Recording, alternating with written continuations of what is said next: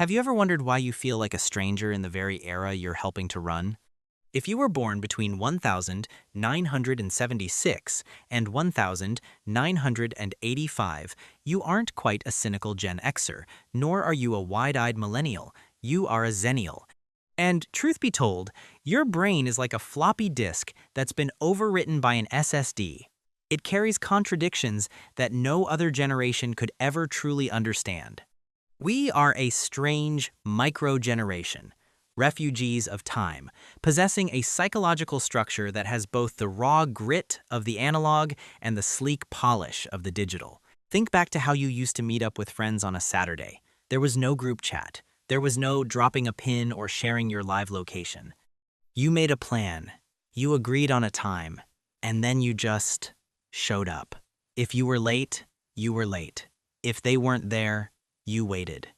This simple act cultivated a psychological trait that is becoming increasingly rare, a high tolerance for uncertainty.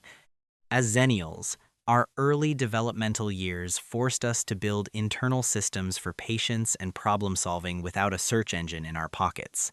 We had to navigate the world using landmarks and intuition. This analog grounding serves as a psychological anchor, giving us a baseline of calm that younger generations, who grew up with the anxiety of instant gratification, often struggle to find. But then, just as we were hitting our stride in late adolescence or early adulthood, the world shifted. The internet didn't just arrive, it exploded.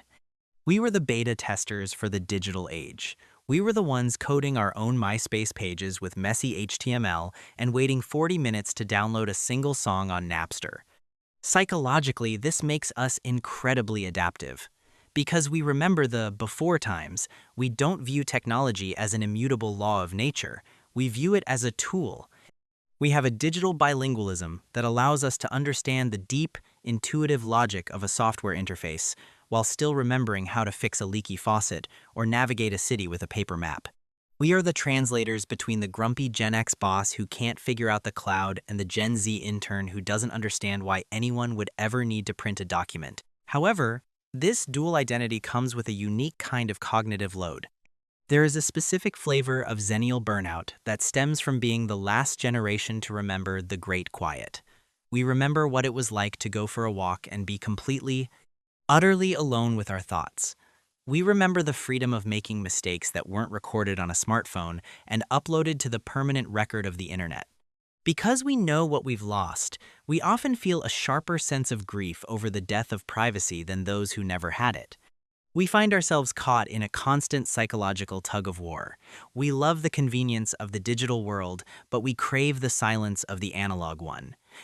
We are the people who will spend 3 hours scrolling on a phone and then feel a deep, soul-aching need to go throw the phone in a lake and live in a cabin.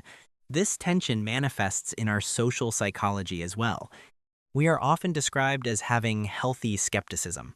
We didn't grow up with the hyper-curated algorithmic feeds that define the millennial and Gen Z experience, so we tend to be a bit more guarded about what we see online. We remember when the internet was a weird, lawless frontier of chat rooms and forums, not a polished shopping mall. This gives us a psychological filter that helps us spot inauthenticity. We value realness because we grew up in an era of grunge and whatever culture, where trying too hard was the ultimate social sin. Yet, we still possess that millennial drive for self-improvement and social progress. We want to save the world, but we want to do it without being too cringe about it. Let's talk about the Xennial brain and how it handles information. There's a concept in psychology called transactive memory, which is basically our tendency to treat the internet as an external hard drive for our brains. Younger generations are experts at this. They don't need to know the facts, they just need to know how to find the facts. But Xennials are the last group to have been forced to build a massive internal library.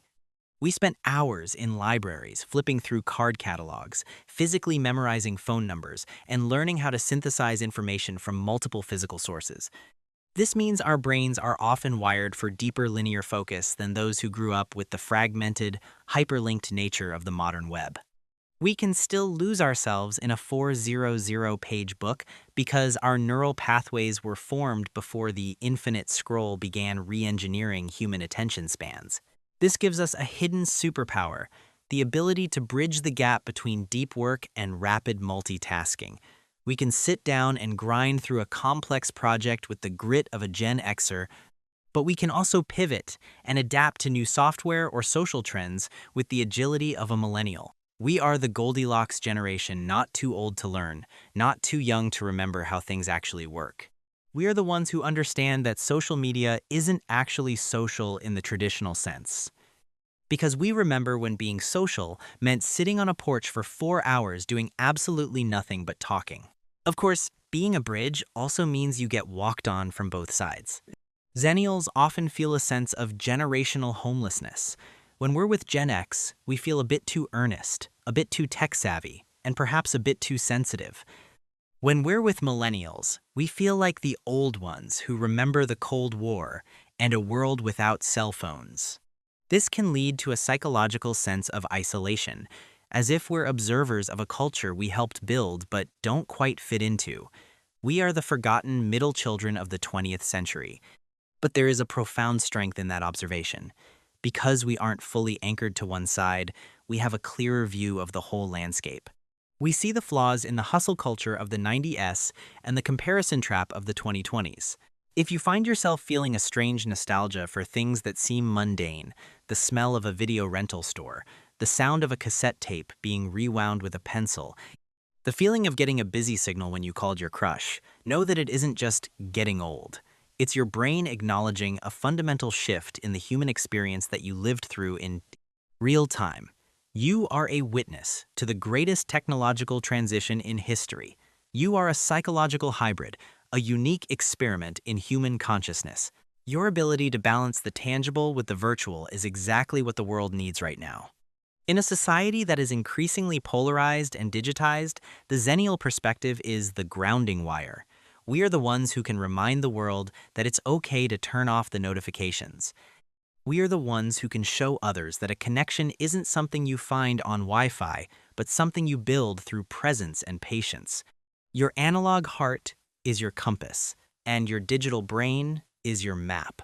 So, the next time you feel overwhelmed by the pace of the modern world, take a deep breath and remember, you've survived a world without Google, and you've mastered a world with it. You have the resilience of the old world and the curiosity of the new. You aren't just a bridge, you are the solid ground that both sides are trying to reach. Embrace that weird, wonderful middle ground. After all, you're the only ones who know how to survive the apocalypse and how to fix the router.